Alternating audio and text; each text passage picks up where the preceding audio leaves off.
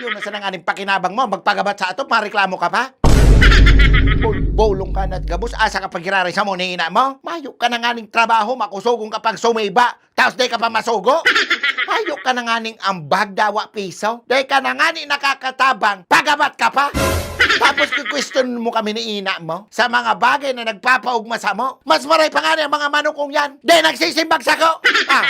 Mas maray pa nga ang mga uru-urkids ni ina mo. Tama uru aliwalas lamang hiling-hilingon. Ika makulogong ka sa mata. Gus ka na't gabos. Yan nga ning kwarto mo dyan, dahil mo malinig-linigan. Kadalaw ko parang kaset na nalang. Mas maray karo kayong dibohong kulungan ng manuko tayo.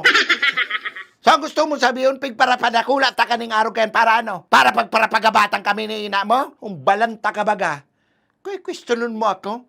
Pagkatapos saka ka na mag-question. Pag may sadiri ka ng harong.